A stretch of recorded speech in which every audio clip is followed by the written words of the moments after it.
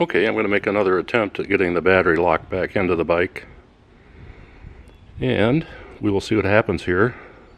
Last time that I tried that was at the end of the workday, actually the end of the day that I worked all day during putting in the controller, and I was quite frustrated at that point.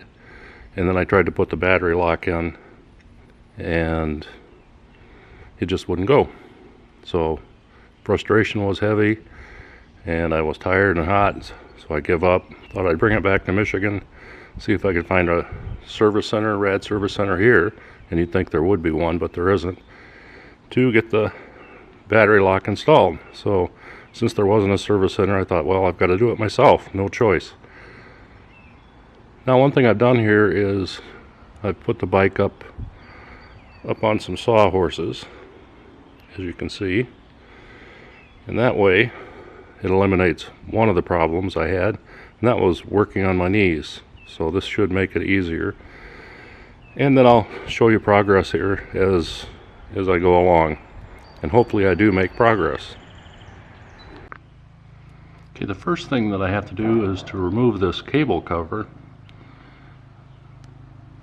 that's, right directly behind the battery, and that has to come out before I can get up in there and work on the installing the battery lock.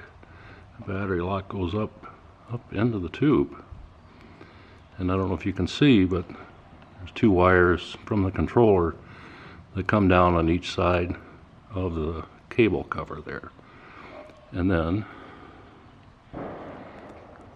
the battery lock would go right here in the down tube. I really want to point out, to work on the bike you really need these Torx screwdrivers, and the ones that are used typically here are the T8 and the T10. So I'll use these for most of the disassembly and reassembly work that I've got going here. Well, one of the problems that I see that I had, and a mistake I made, I had the cables here going down the wrong channel. They should have, the large cable, which is a motor cable, should have gone in the right channel. Motor cable you see right there, and then the battery cable goes on the left side of that, and those all go up into the controller.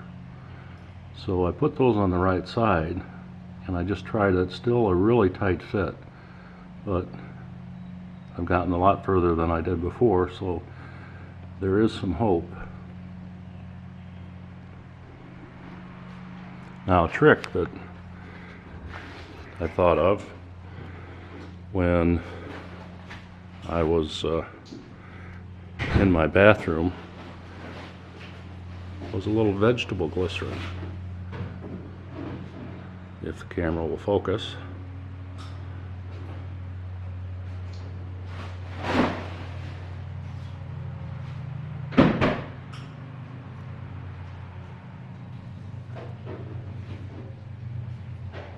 And I thought I'd put a little bit of that on the wires up in the tube to make it slippery. So we'll see what happens.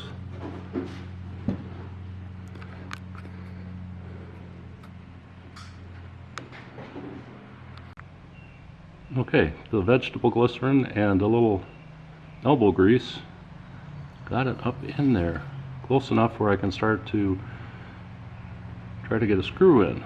Get one in, and then maybe I can get the other in. So here's the trick.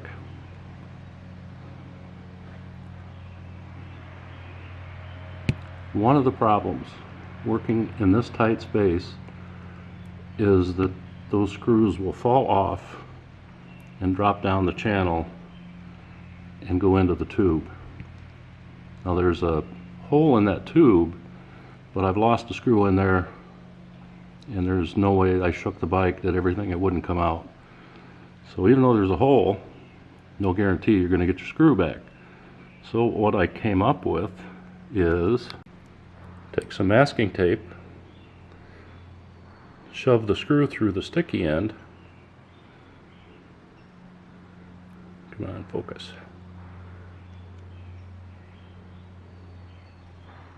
and then pinch the tape up around the screwdriver. So hopefully that'll hold the screw in place while I try to get it in position, and I won't lose it. Okay, I don't have all the wires tied up yet, but I got the battery lock installed, and the battery is on the bike. I have a lot of zip tying to do yet, and also the front cable cover, I have to redo that and redo the cables inside. But before I did all that, I wanted to see if it's going to work. So here is the moment of truth.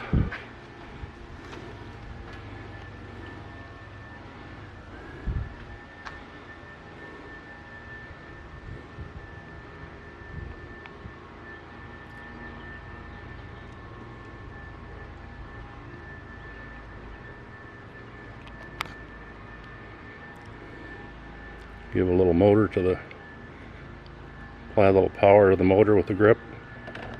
Moved. Lo and behold.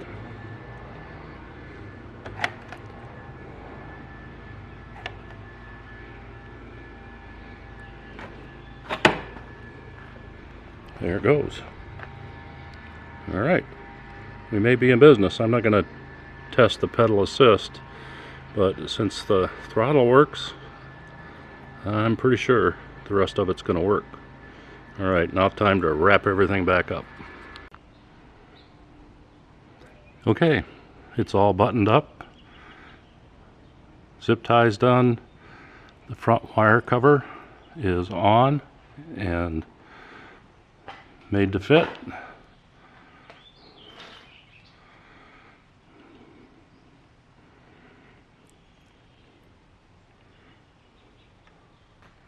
So it looks like our next step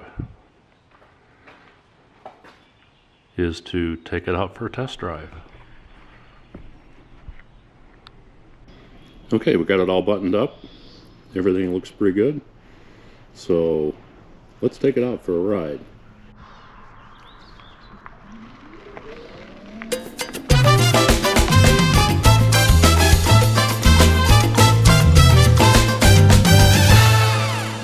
Well, the clicks that you hear are me going through the gears. I'm shifting here.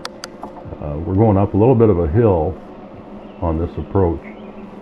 So I'm shifting and using the pedal assist to help me get up this small hill. It's not a very big hill, but nonetheless it's still a hill.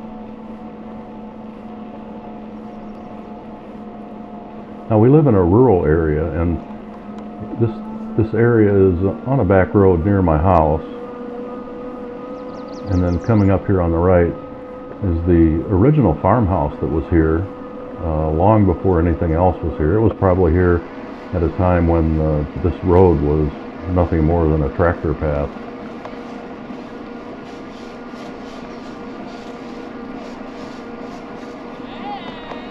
Now we're getting up some good speed now. The pedal assist is working just fine. It's working through the gears, and it's also working at various assist levels. So all is good.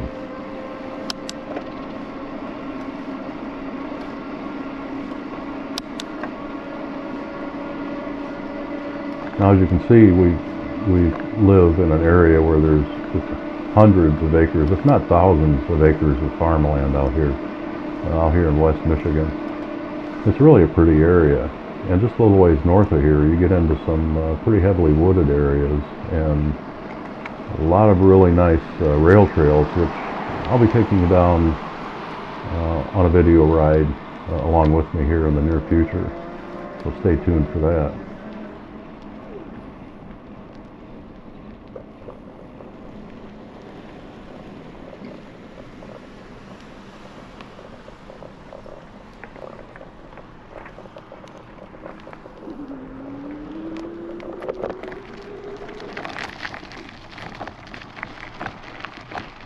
Well, the disc brakes, they're a little, I don't know, they're not rusty, but they haven't been used in a while, so they're scraping a bit.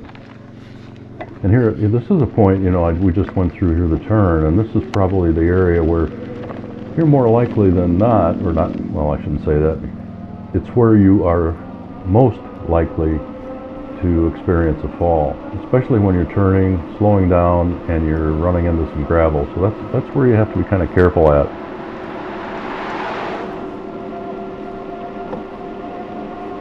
Now, coming through this area, another thing that I have to watch for are deer. There's tons of deer out here in this area, and they have trails. If we were going slow enough, you could see the deer trails coming out of the woods. And if one of those deer happen to be spooked, they're not going to slow down for you or anything else. They're coming right out, and that could be a disaster on a bicycle or on a motorcycle for that matter. So it's just a point where you have to be careful. And here we're going downhill, so you don't hear the motor running. I want to thank you for watching. It's an honor for me to have you to come along on this repair adventure with me, and I really appreciate it. And if you would please subscribe to the channel and like the channel, do both, that'd be great. That really helps the ranking in YouTube. So that's what we have for now, so I hope you're all good. Take care. Talk to you soon.